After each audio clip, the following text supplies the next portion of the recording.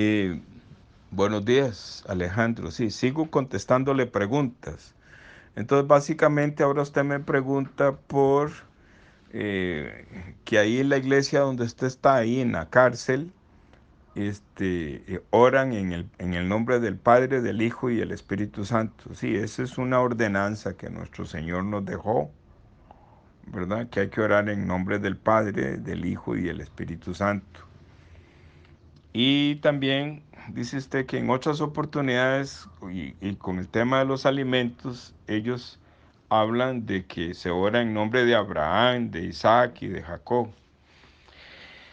Ah, y también habla de que, a usted habla de que ponen una música ahí y es tan ruidosa que usted no le permite concentrarse. Bueno, es un poco, Alejandro, lo que yo te mandé en Marcos capítulo 7, que las personas siguen tradiciones. Sí, hay que orar en nombre del Padre, del Hijo y del Espíritu Santo, pero hay que saber por qué. Hay que saber por qué.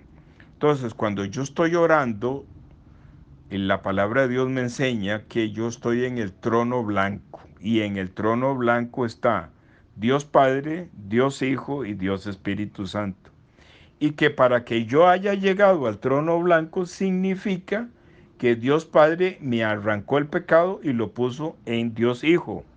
Y que el Espíritu de Dios, cuando yo estaba recibiendo la revelación, me reveló que yo merecía ir al infierno.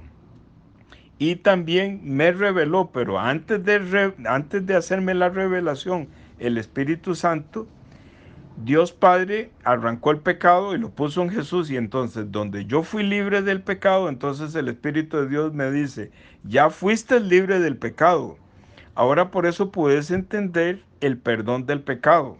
Entonces uno cuando ora, uno le agradece a Dios Padre, Dios Hijo y Dios Espíritu por la salvación que nos dejó. Luego, cuando están con el tema de los alimentos y oran en nombre de Abraham, en nombre de Isaac, en nombre de Jacob, era porque así oraban los fariseos y los escribas y la gente que estaba en el tiempo de Jesús. Pero eso es una tradición, como dice Marcos 7. Entonces ahora, digamos, en este momento, en este siglo XXI, están siguiendo una tradición más importante que la revelación del misterio del perdón del pecado.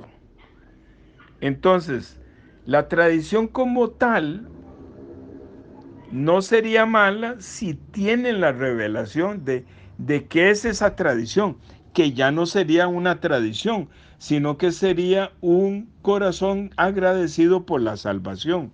Entonces, cuando hablan así en nombre de Abraham, de Isaac, son puras palabrerías. Es una cosa para impresionar a las personas de que ellos saben mucho de la Biblia. Pero ¿de qué sirve la tradición si tienen las manos inmundas y el corazón lleno de maldad? Porque no se les ha revelado el perdón del pecado, como dice Marcos 7. Por eso el Señor Jesús no le dice nada a sus discípulos cuando están con las manos sucias y comiendo pan, porque el Señor Jesús lo que está viendo es espiritualmente que algunos de los discípulos están haciendo obras, o sea, tienen las manos sucias. Y en donde comen pan están pasando esas obras sucias que no le agradan a Dios, que están usando tradiciones, las están poniendo en el pan. El pan es el cuerpo de Jesús. Y ahí esas tradiciones es el pecado. Por eso el Señor Jesús dice que no hay nada de afuera que entre en el hombre que lo contamine, sino que más bien lo que tiene el hombre ahí adentro, que es el pecado, eso sí contamina, ¿verdad? Por eso él dice, el que tiene oídos para oír, oiga. Entonces es el Espíritu de Dios el que nos pone un oído especial para poder entender que las tradiciones es el pecado, que las manos sucias son obras sucias delante de Dios, que es pecado, que la humanidad está contaminada ahí adentro, que lo que tiene es el pecado y que necesita un cuerpo, necesita pan. pan es el cuerpo de Jesús, para que Jesús lleve ese pecado, ese espíritu inmundo, y lo derrote en la cruz, como en el audio que yo te mandé ahora al inicio. Bien, con eso contesto varias preguntas. Voy a seguir aquí, un momento.